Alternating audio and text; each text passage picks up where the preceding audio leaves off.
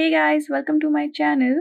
तो केमिस्ट्री के chapter wise topic wise weightage के बाद अब हम आ गए अपनी सेकंड वीडियो के साथ, which is physics chapter wise weightage for NEET 2022। तो ये हम 2022 के लिए अपने फिजिक्स का चैप्टर वाइज वेटेज देखेंगे कि कैसे क्या रहता है।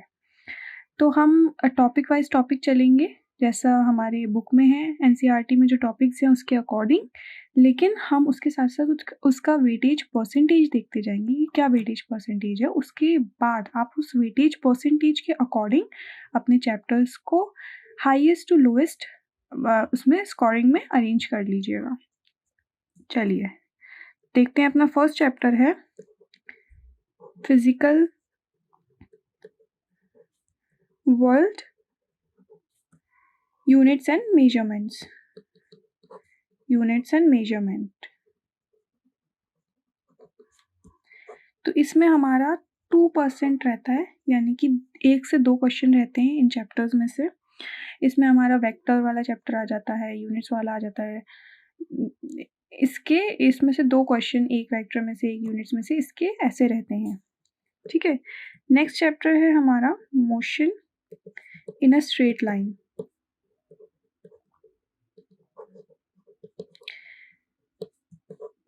Motion in a straight line में हमारा 1.5% का रहता है। इसमें अब आप देखेंगे कि ऐसा क्यों। फिर आता है मोशन इन अ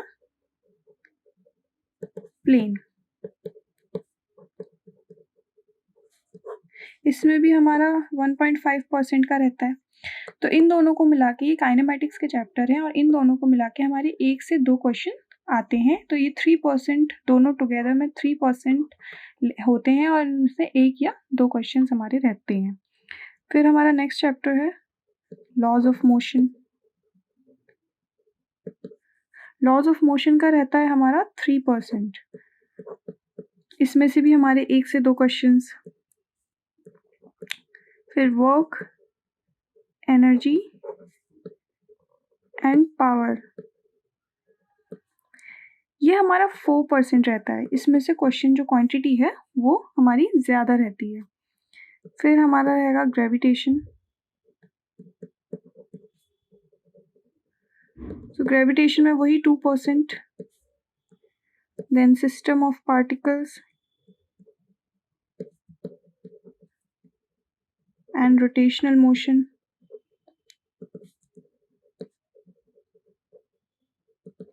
इसमें हमारा रहता है 5%। तो आप ये देख पा रहे होंगे कि किस चैप्टर में कितना वेटेज है। जैसे कि हमारा फर्स्ट चैप्टर था उसमें 2% है, तो इसमें 1 से 2 क्वेश्चन रहते हैं। फिर जो हमारे काइनेमेटिक्स के चैप्टर थे, ये मोशन वाले, motion in a straight line, motion in a plane, इसमें हमारा 1.5 मिला के 3% का वेटेज रहता है। इसमें से 1 या 2 क्वेश्चन आते हैं। देन लॉज ऑफ मोशन का अकेले का 3% रहता है, तो आप कर सकते हैं कि 1 से 2 question. Then work, energy and power का 4% रहता है, तो आप ग्रेविटेशन का 2%, देन रोटेशनल मोशन का 5%। तो आप इसके अकॉर्डिंग आप चैप्टर्स अरेंज कर सकते हैं इन परसेंटेज के अकॉर्डिंग कि कैसे आपको किस चैप्टर को पहले पढ़ना है, किस चैप्टर को ज़्यादा पढ़ना है, किस चैप्टर पे ज़्यादा ध्यान देना है, कहाँ से क्वेश्चंस ज़्यादा आते हैं। Then mechanical properties of solid.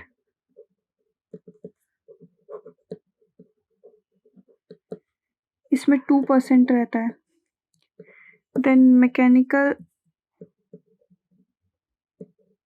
Properties of fluids, इसमें 2% रहता है।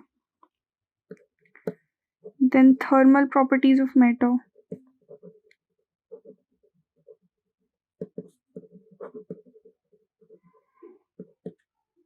इसमें भी 2% रहता है।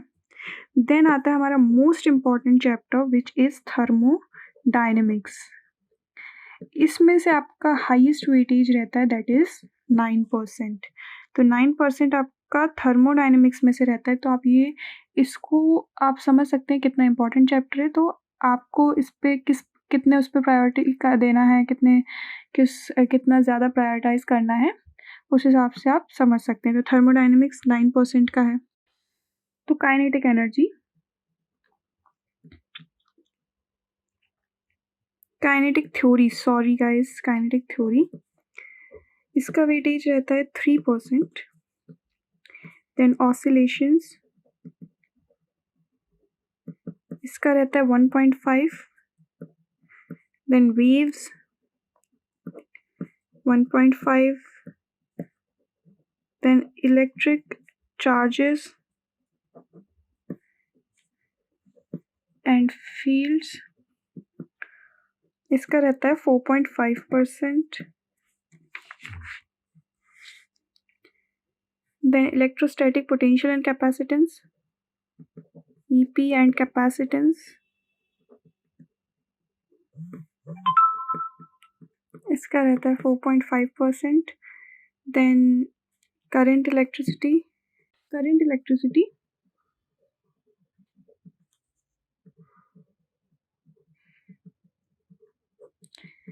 इसका वेटेज रहता है हमारा 8%। तो आफ्टर थर्मोडायनेमिक्स ये हमारा मोस्ट स्कोरिंग चैप्टर रहता है। उसके बाद आता है हमारा magnetism, moving charges and magnetism,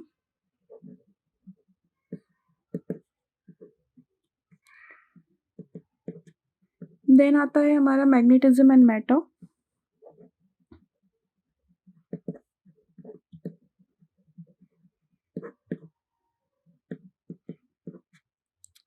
उसका भी 2.5% रहता है। देन हमारा आता है electromagnetic induction,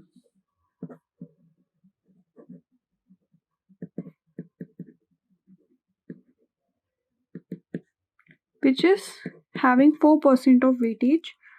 Then we have our alternating current, अच्छा खासा चैप्टर है, बड़ा चैप्टर है, एंड 4% वेटेज रहता है इसका। Then we have electromagnetic induction, shit ये कट कर देना, ठीक है। Then we have electromagnetic waves. After this we have electromagnetic waves, जिसका 5% रहता है। Then we have ray optics, जिसका 5% रहता है again. Then we have wave optics, which उसका भी 5% रहता है। Then we have our next chapter, which is dual nature of radiation and matter, जिसका 6% वेटेज रहता है। Then atoms 1.5, nuclei 1.5, then we have semiconductors 6%। तो आप इसके अकॉर्डिंग अंदाज़ा लगा सकते हैं कि हमारा कौन से चैप्टर का वेटेज कैसे रहता है। जैसे कि हमारा मोस्ट स्कोरिंग चैप्टर जो रहता है वो हमारा थर्मोडायनेमिक्स रहता है। ये हमारा मोस्ट स्कोरिंग चैप्टर है। उसके बाद हमारा जो उसके बाद है सेकेंड नंबर पे, तो वो हमारा रहता है करंट इलेक्ट्रिसिटी के बाद आपका कौन सा है, 6 पे आपका ये रहता है dual nature of radiation and matter and then semiconductors. तो इसके अकॉर्डिंग आप इन वेटेज के अकॉर्डिंग ये पता कर सकते हैं कि हमारे पास कौन सा चैप्टर कितना हमें कौन सा चैप्टर कब लेना है और किस सीक्वेंस में जाना है, उसको आप अरेंज कर सकते हैं। तो आज के लिए इतना ही। उसके बाद हम नेक्स्ट वीडियो में मिलते हैं आपसे बायोलॉजी के चैप्टर्स के वेटेज के साथ फॉर नीट 2022। और इसका आप एक पोस्ट आपको इंस्टाग्राम पे मिल जाएगा जिसमें अरेंज हुए होंगे चैप्टर्स जो हैं, वो मैं आपके लिए अरेंज कर दूंगी according to the weightage from highest to lowest. And अगर आपको वो पूरा एक वो चाहिए तो आप मुझे इंस्टाग्राम पे फॉलो कर सकते हैं। आईडी है ऑल अबाउट नीट, तो आप मुझे वहाँ पर प्लीज़ फॉलो कर लें। And thank you so much. Subscribe कर दें चैनल को एंड लाइक कर दें वीडियो को। Thank you.